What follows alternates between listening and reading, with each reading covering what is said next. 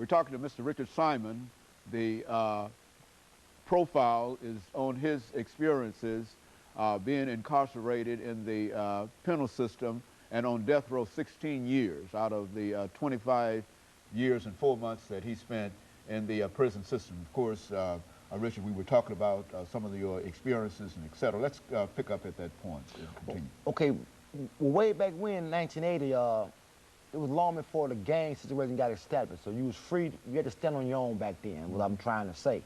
So I was free to do what I want to do, be my own man. And I basically was trying to find some strength and courage to come to grips with what was facing me, which was the lecture chair.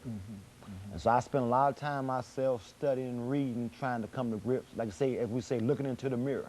You know, I can lie to you about who I am, but I can't lie to myself about who I am.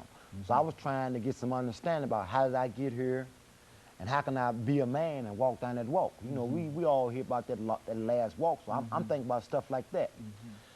And so through the grace and mercy of the Creator, I was able to just get my eyes open about some spirituality, not in traditional sense about Christianity or Islamic faith or anything like that.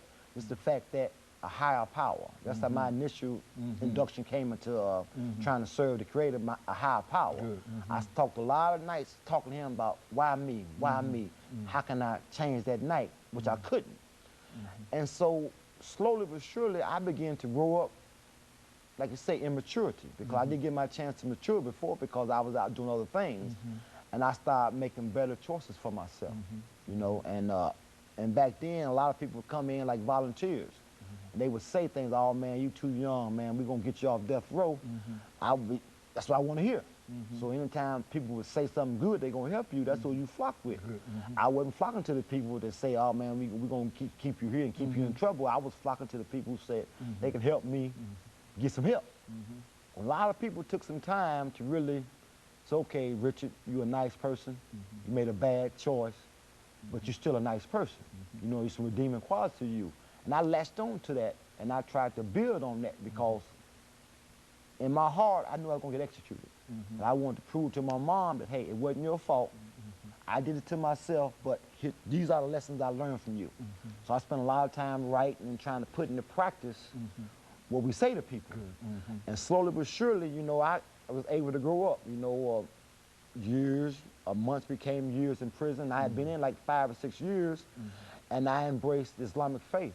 You know, I found something that I couldn't say, okay, ask a bunch of questions, something I could practice, where you do good, you get rewarded, you do bad, you get punished. I understood that.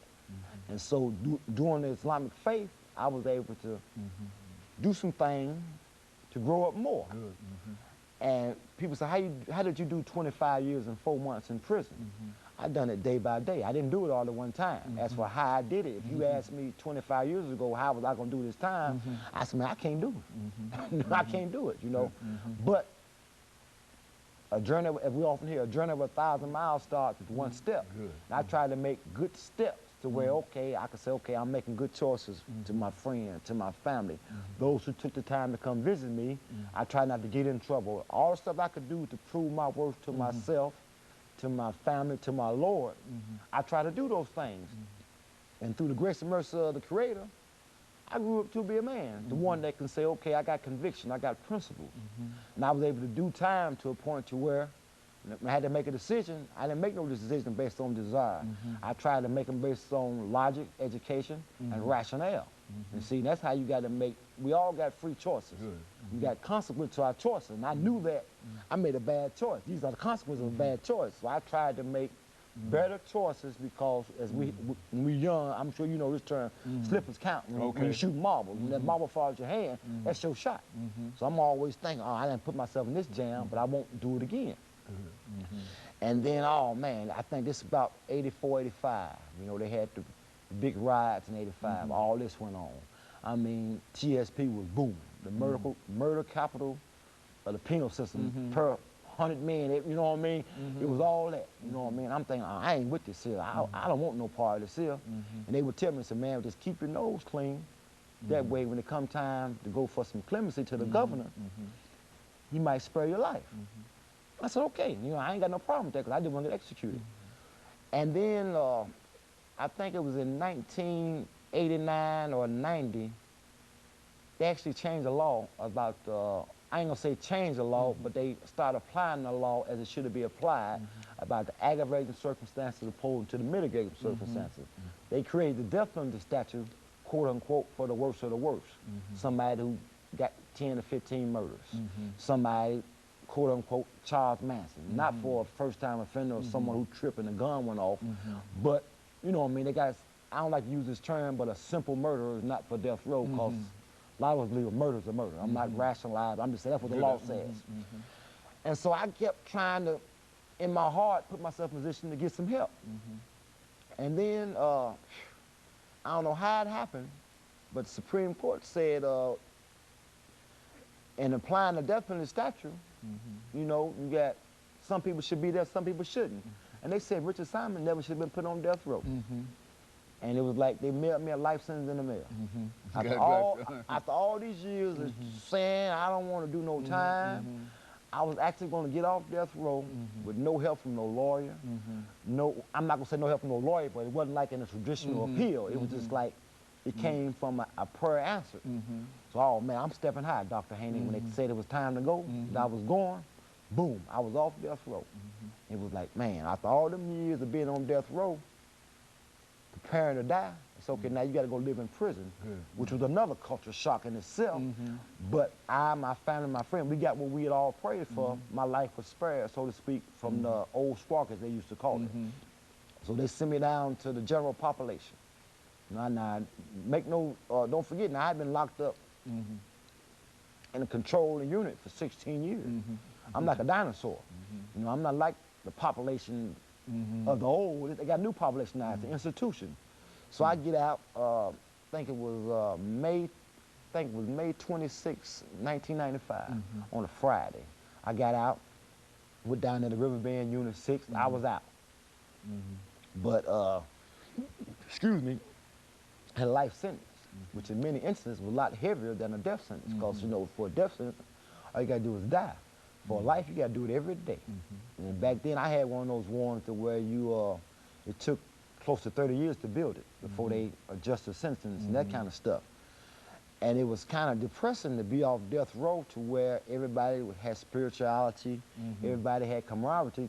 I was back out in that mad world again, to where people lying for a cigarette, people killing for a cigarette, and all that kind of stuff.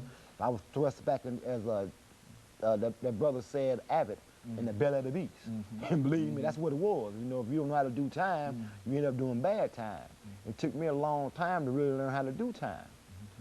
And so I just started learning how to do the life sentence, not thinking I ever would get an opportunity to make parole, because 30 years is a long time, you know, you're doing it day by day. So I tried to find ways to be happy or be content. Can't be happy in prison. Well, I couldn't be happy in prison, to be content. And so with my religion, I started hanging around my brothers. That way, we had something in common. We prayed together, we played ball together, we lift weights together, and that kind of stuff. I still had my sight then.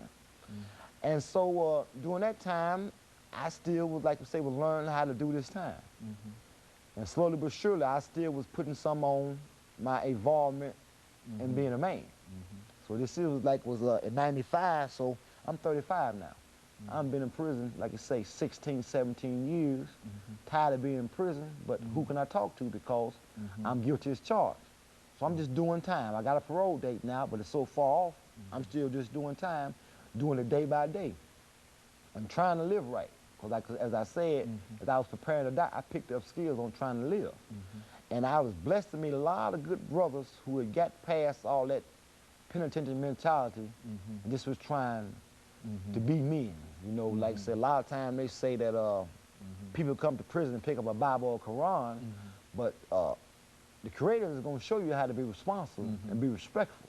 You know what I mean? You can find manhood in religious books, and that's how I found my manhood in the religious books. Learn how to have self-respect, respect my cellmate, respect everybody else, and I just started being who I was destined to be, which was a nice person. I wasn't perfect. Okay, Richard, we're going to have to end this show for today over the last 30 seconds, but essentially this is the information that we wanted. I think that you've given us some excellent information about how you were able to overcome. It's the kind of situation that not many people would be able to even think about coming out of the system, but you were able to go there and then come out. And of course, I appreciate that. And of course, let me encourage our audience to tune in again next week for another informative edition of Cummings. Thank you and good morning.